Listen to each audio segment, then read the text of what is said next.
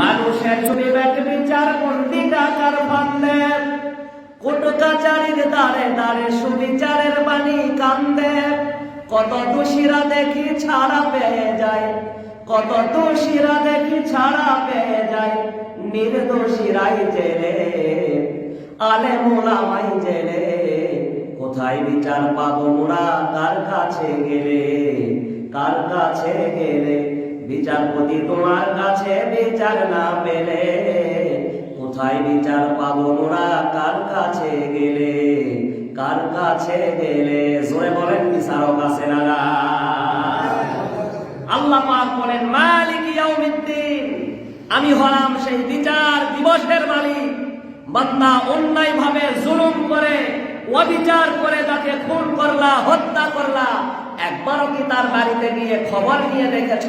যাও তাকে হত্যা করেছ, রাতের আধারে তার বাড়ির দরজার সামনে যাও, তার জানালায় যাও, অন্ধকারে খবর নিয়ে দেখো তার মা কিভাবে সন্তানকে হারায়া কাটছে, তার বিবি কিভাবে স্বামীকে হারায়া কাটছে। তুমি যে অন্যায় আর অবিচার করে জুলুম করে একজনকে মেরে ফেললা, গিয়ে দেখো তার কলিজার টুকরা সন্তানেরা তার বাবার জন্য আব্বা আব্বা বলে কিভাবে হাউমাউ করে কাটছে। জোরে বলেন ঠিক কিনা?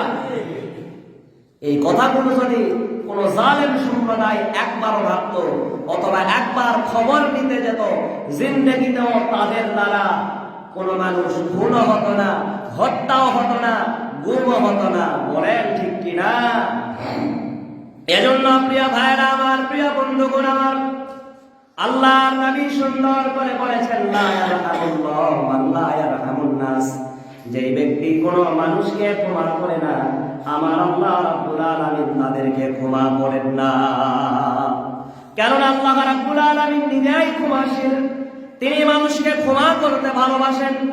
আল্লাহ রাব্বুল আলামিন কোরআনুল কারীমের ভিতরে কি সুন্দর করে বলেছেন, কুল ইয়া ইবাদিয়াল্লাযীনা আসরাফু আলা আনফুসিহিম লা তাকনাতু মির রাহমাতিল্লাহ ইন্নাল্লাহা ইয়াগফিরুদ যুনুবা জামিআ ইন্নাহু হুয়াল গফুরুর রহিম। জোরে বলেন আল্লাহু আকবার। আমার কলিজার টুকরা ভাইরা, আল্লাহ রাব্বুল আলামিন বলেন, এ বান্দারে শোনো শোনো, নিজের নফসের প্রতি জুলুম আর অত্যাচার অবিচার করে করে, গুনাহ করে করে, কলহ বিবাদ করে করে তোমার অন্তরটা কালিময় করেছ।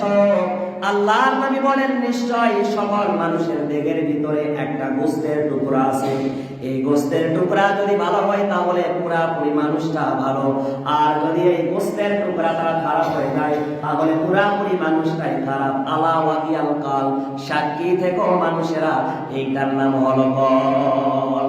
এ দুনিয়ার মানুষেরা, এই কলটা তো কালো নয়, এটা বড় সাদা।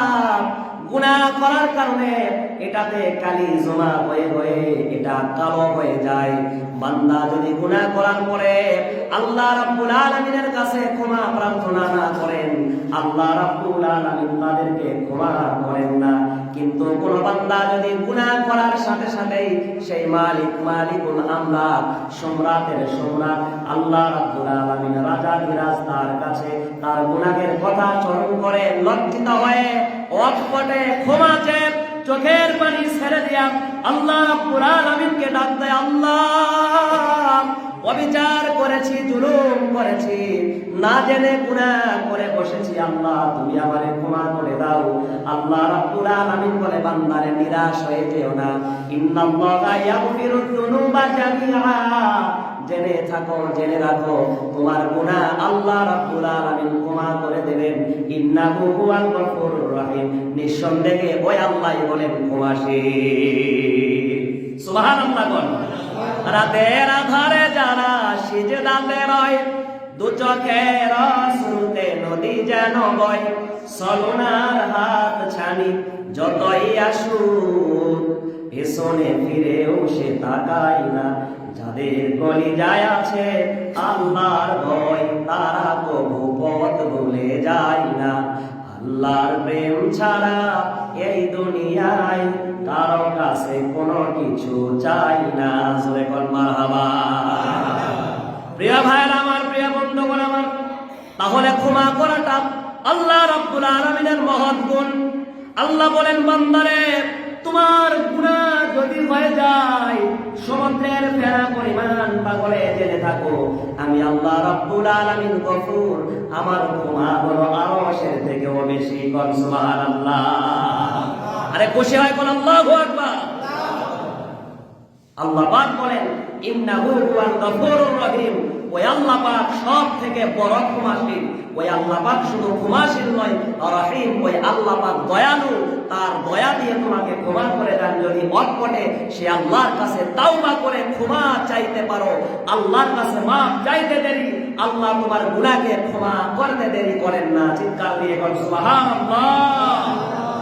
এজন্য আমার কোন ভাইকে যদি অপরাধ করে আমার আপনার কাছে ক্ষমা করে দেওয়ার দরকার। জোরে বলেন আছে না নাই? শুধু সামাজিক ভাবেই নয়, রাষ্ট্রীয় ভাবেও নির্দোষ আলেম ওলামাকে ক্ষমা করে দিয়ে কারামুক্ত করে দেওয়ার দরকার। জোরে বলেন আছে না নাই? আমার প্রিয় ভাইরা, প্রিয় বন্ধুগণ, নজর দেন, আল্লাহর নবী অনেক বড় বড় অন্যায়কারীকে ক্ষমা করে দিয়েছেন। তার অন্তরের ভিতরে কত দয়া! আল্লাহর নবীর পরিপূর্ণ দেহটা দয়া দিয়ে ভরা ছিল। তার বুকটা ফেরে, বুকটা কেটে, বুকটা ছিঁড়ে একবার দুইবার নয়, 3 থেকে 4 বার হযরতে জিবরাইল আলাইহিস সালাতু ওয়াস সালাম আল্লাহর নবীকে অপারেশন করেছেন। আল্লাহর নবীর বুকটা ছিঁড়ে ভেতর থেকে সব কিছু ধুয়ে মুছে কলহ বিবাদ আর সমস্ত লোভ লালসা ধুয়ে মুছে দিয়া রহমত আর ভালোবাসা দিয়া তার অন্তর ভরপুর করে দিয়েছে। তার অন্তরের ভিতরে কতখানি দয়া আপনাদেরকে একটু শুনে শেষ করে দেব। কলিজার টুকরা আব্বা জানেন, আল্লাহর নবীর মেহমান বলে একদিন এক বেদুইন, এক কাফের আল্লাহর রাসূলুল্লাহর মেহমান হওয়ার পরে তার বাড়িতে এসেছেন। আসার পরে আল্লাহর নবী মেহমান খানায় তারে থাকতে দিলেন। রাতের বেলায় ভালোভাবে তারে খানা খাওয়ায় দিলেন। আল্লাহর নবী বুঝালেন, যদি কোনো মেহমান একজন বেঈমান ইহুদিও হয়, একজন অমুসলিম হয়, তুমি কখনোই মেহমানের সঙ্গে দুর্ব্যবহার করতে পারবে না। মেহমানের সঙ্গে সৎ আচরণ করা আল্লাহর নবীর গুণ। জোরে কোন সুবহানাল্লাহ। মেহমানদের সাথে কি খারাপ আচরণ করা যাবে? জোরে বলেন যাবে? হযরতে নূহ আলাইহিস সালাতু ওয়াস সালাম তিনি দৈনিক একজন মেহমান দিয়ে খানা খেতেন। একদিন তিনি খানায় বসেছেন, মেহমান খুঁজে পায় না, তো পেয়েছেন একজন অমুসলিম। অমুসলিম খেতে এসেছে। অমুসলিম তো আর বিসমিল্লাহ পড়ে না, না পড়েই খানা শুরু করে দিয়েছে। খানার প্লেট কেড়ে দিয়েছে, বলে, বেটা তুমি আল্লাহর নাম নিয়ে শুরু করো না, তোমার জন্য খানা আমার বাড়িতে নাই। অরাত করে উঠে চলে যাচ্ছে যে ক্ষুধা লেগেছিল, ডেকে আনলা, আল্লাহর নবী আবার আমাকে অপমান করলা। মেহমান যখন অনেক দূরে চলে গেছেন, আল্লাহর আরশ পর্যন্ত নারাজ। আল্লাহ বলেন, হযরতে নূহ তাড়াতাড়ি করে এই মুহূর্তে তোমার মেহমানকে ফেরাও, নইলে আল্লাহর 7 আসমান পর্যন্ত ক্রোধের আগে ভারী হয়েছে। জোরে কর নাউযুবিল্লাহ। আর নিজের বোন তার ভাগের জমি পাবে, এটা নিয়ে চলে গেছে তার হক। ভাইয়ের বাড়িতে বেড়াতে এসেছে, এই কুলাঙ্গার ভাই কিছু কিছু আছে, বোনের দিকে তাকানো তো দূরের কথা, এটাকে বলেও না তুই খেয়ে এসেছিস না না খেয়ে এসেছিস। আরে রাসূলুল্লাহর কি গুণ ছিল, নবীদের কি গুণ ছিল, আর আমরা কত নিম্ন স্তরে পৌঁছে গেছি। এই ঈমান দিয়ে আল্লাহর জান্নাতে পৌঁছা অসম্ভব। জোরে কর নাউযুবিল্লাহ। আমার প্রিয় ভাইয়েরা, প্রিয় বন্ধুগণ, নজর দেন, আল্লাহর নবীর মেহমান বলে একজন বেঈমান। কেননা রাসূলুল্লাহ অন্তরটা পরিপূর্ণ দয়া দিয়ে ভরা। রাতের বেলায় তারে কি সুন্দর করে আহার করালেন, খানা খাওয়ালেন। খানা খাওয়ানোর পরে আল্লাহর নবীও ঘুমালেন, বেঈমানও ঘুমালেন। আল্লাহর নবী ফজরের সময় মসজিদে চলে গেছেন, আর রাতের আধারে এবার কাফের মেহমানটা যখন পায়খানা ছেড়েছে, দরজা খুঁজে পায় না। পূর্বের জামানায় তো এত হারিকেন, এত বাতি, এত বৈদ্যুতিক বাল্বের ব্যবস্থা ছিল না। দরজা খুঁজে না পেয়ে এই বেদুইনটা আল্লাহর রাসূলুল্লাহর ঘরের বিছানা কাঁথা বালিশ সব মেখে দিয়েছে পায়খানা দিয়া। আবার নিজের ইচ্ছা করে কিছু মাখালেন। মাখানোর পরে সুবহে সাদেক যখন হয়েছে, আল্লাহর নবী মসজিদ থেকে নামাজ পড়ে যখন মেহমানকে ডাকতে এসেছেন, কেননা মেহমান তো মুসলমান নয়, একজন বেদিন অমুসলিম, সে তো নামাজ পড়বে না। এদিকে মেহমান যখন ওই যে সকালের ভোরের আলো, ফাঁকা দরজা আর জানালার ফাঁকা দিয়া যখন ঘরে প্রবেশ করেছে, এবার দরজা খুঁজে পেয়েছে, আল্লাহর নবী হয়তো এসে তাকে গালিগালাজ করতে পারে, হয়তো শাস্তি দিতে পারে, কেননা পায়খানা করে বিছানা খাতা বালিশ করে ফেলেছে, মাথায়া দিয়েছে। এজন্য ইহুদি লোকটা দৌড়ে পালায়া একটা অদূরে গাছের আড়ালে গিয়ে ঠাই দিলেন। আল্লাহর নবী যখন আসলেন, দরজা খোলা, রাসূলুল্লাহ ঘরের ভিতরে প্রবেশ করলেন। ঘরের ভিতরে প্রবেশ করার পরে আল্লাহর নবী দেখলেন মেহমান নাই। আল্লাহর নবী সেটি কান্না জুড়ে দিলেন, আহারে মেহমান আমার প্রতি কত নারাজ হয়েছে, না জানি আমার প্রতি মনক্ষুণ্ণ, মেহমান আমার প্রতি রাগান্বিত হয়ে চলে গেছেন। কিয়ামতের ময়দানে আল্লাহর আদালতে যদি মামলা দায়ের করে, আমি আল্লাহ রাব্বুল আলামিনের কাছে জবাবটা দিব কি? আওয়াজ করে কোন আল্লাহু আকবার, চিৎকার মেরে কোন সুবহানাল্লাহ। আমার আপনার অন্তরে কি এরকম দয়া আছে? এরকম দয়া নেই। আমার প্রিয় ভাইরা, আমি দেখেছি গ্রামের অনেক মানুষ যদি বাড়িতে কামলা লাগে, গরিব মানুষ তরকারি দুইটা রান্না করে নিজের পরিবার সন্তানকে ভালো দেয়, আর কামলাকে দিয়েছে বেগুন ঘাটা, তুই জন্মের মতো খা, আর চুলকানি উঠলে তোর পাশাগা সব কিছু জন্মের মতো চুলকা, তুই মর। জোরে বলেন ঠিক কিনা? আরে এটা কি ঈমান হতে পারে নাকি?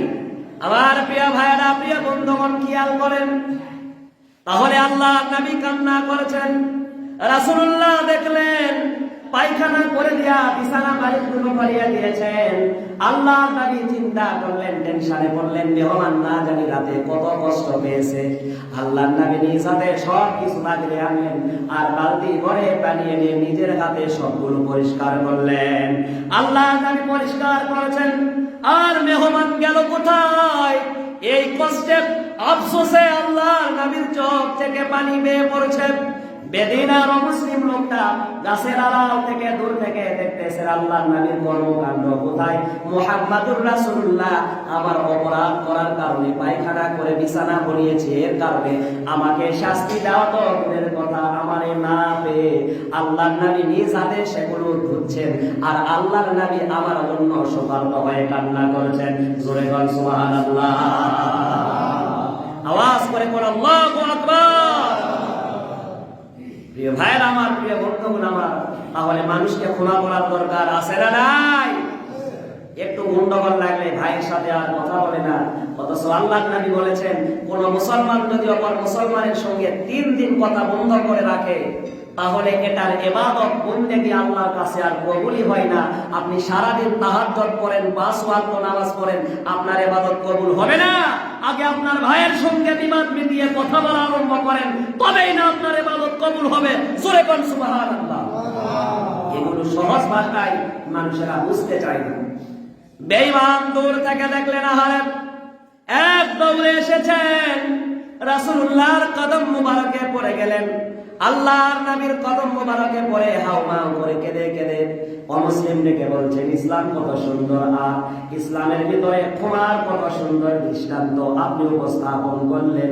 আপনি যদি আমারে ক্ষমা করেন, না জানি আপনার রব আল্লাহ আমাদের জন্য কত বিশাল ক্ষমা রেখে দিয়েছে। সুবহানাল্লাহ বলবেন না?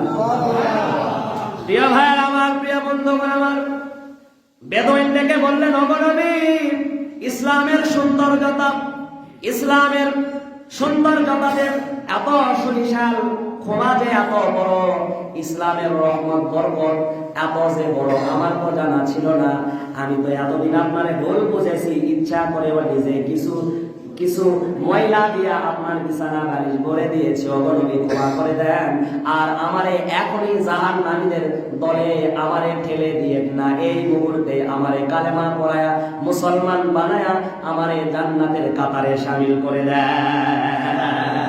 ইয়াদো মে তেরে সবক ভুলা দো, ইয়াদো মে তেরে सबक भुला दो, कोई ना मुझको याद रहे, सब खुशियों की आग लगा दो, खानाए दिल आबाद रहे, अब तू रहे बस दादो में आखिर फिर दे जुबा आई मेरे इला ला इलाहा इल्लल्लाह ला इलाहा इल्लल्लाह ला इलाहा इल्लल्लाह मुहम्मदुर রাসূলুল্লাহ জবান করে বল সাল্লাল্লাহু আলাইহি ওয়াসাল্লাম। তাহলে ক্ষমার দৃষ্টান্ত আপনাদেরকে বোঝাতে পেরেছি তো ইনশাআল্লাহ?